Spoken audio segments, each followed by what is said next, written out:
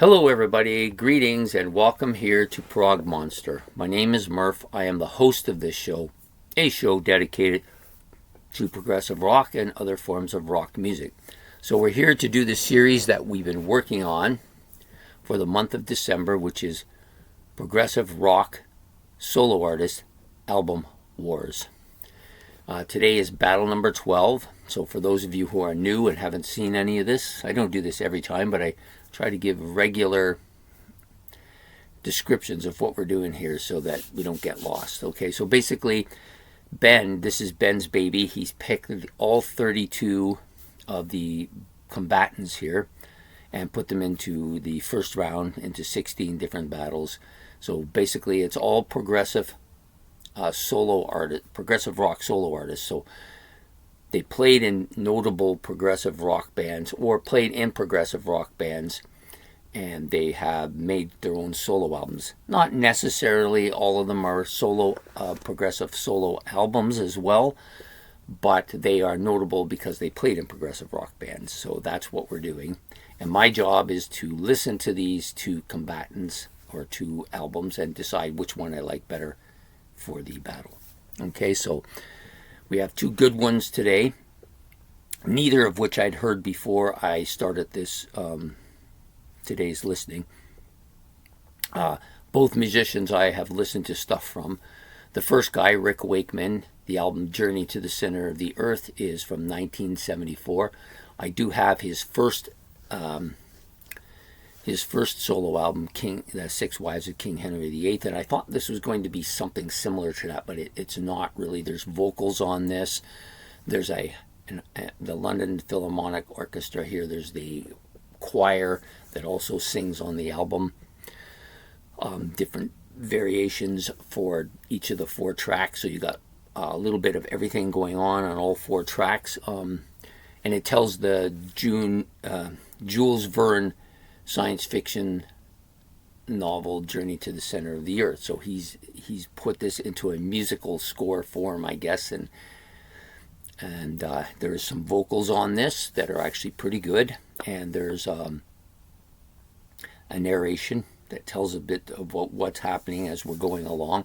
So I found it really intriguing. I liked it quite a bit. I really like a lot of his keyboard moments here, which aren't as dominating as they were on King Henry VIII, but still really good and timely fit for most of it. I think the last kind of song on the album, it's a little bit forced, I think, but it's not really bad, but it's just a little bit more forced than you would have thought it would be based on the other three tracks. But a really good album. I like this album a lot. I think this is an album I would like to add to my collection for sure. His nemesis today is Anthony Phillips, and his first studio album called The Geese and the Ghost. He also has a fair number of solo albums. I did not realize this about him. I thought he had one or two, and he's got I don't have as many as Rick Wakeman, but he has a fair number. This is the first one, Geese and the Ghost, come from 1977. He originally was going to do this with Mike Rutherford was going to be, but Mike became too busy with other projects, so he didn't have time. So he took this over and did it himself. I find it a very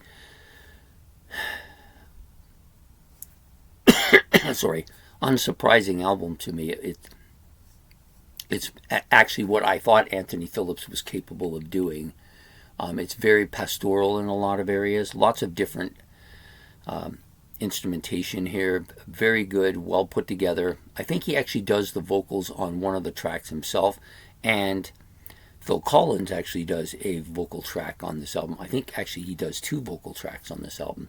I didn't actually know that they knew each other because Anthony was out of the band along with the original, not the original drummer, but the John Mayall, the drummer that was with them. They both left, and then in came Phil Collins and Steve Hackett into Genesis. So I thought maybe there wasn't a connection between the two, but obviously there was, because Phil Collins does a couple vocal tracks here. This is a well put together album. It's very pastoral. It doesn't sound like Genesis, but it definitely is well within that progressive rock elements. You know, when I'm listening to this, I'm thinking of some of Steve Hackett's stuff. I'm thinking of some of those more obscure prog bands like Green Slade and Nindralong, which are two bands that I like. So he's close to and sounding in that sounding part as they are. I think this is a good album, very good. Definitely an album I would want to own. So this was actually it was a closer battle, but not for the. It was a close battle, but not for the reason I thought it was going to be a close battle as to which one I liked enough to push through. I thought that I wouldn't care for either of them too much, but I ended up liking both of them. So the battle became more of a battle for supremacy here. And I do like the Anthony Phillips album a lot, but I'm kind of new to him, and he's very similar to a lot of other artists I've listened to, which makes sense why I would like him. But I think the Rick Wakeman one was more intriguing to me, just because it's different than a lot of those bands, and I liked it. So I'm going to give it to Rick Wakeman by a hair here. Yeah, they both surprised me. I like them both. I wish I could put them both through, to be honest, but I can't do that, so I have to pick one of them. And I think I just like the Wakeman organization and storyline and everything just a little bit more than the Anthony Phillips Geese and the Ghost. I think the Geese and the Ghost is an album that, given 2 or 3 listens to, is going to be much more appropriate to go through than Rick would. But at this point in time, I think Rick Wakeman is the one I'm going to go with. So he moves on to the next round. Anthony Phillips is out, but definitely an interest in both albums. So I hope you enjoyed this video. Please hit the like and the subscription button. It's much appreciated. If you want to make any comments about either album, about your interest in either of them, you can put that down below. That would be great. And don't forget to hit the notification bell so you get reminded of these videos. And we will see you tomorrow. Well, this will actually come out tomorrow because this is a late night. That's why it's kind of darker in here.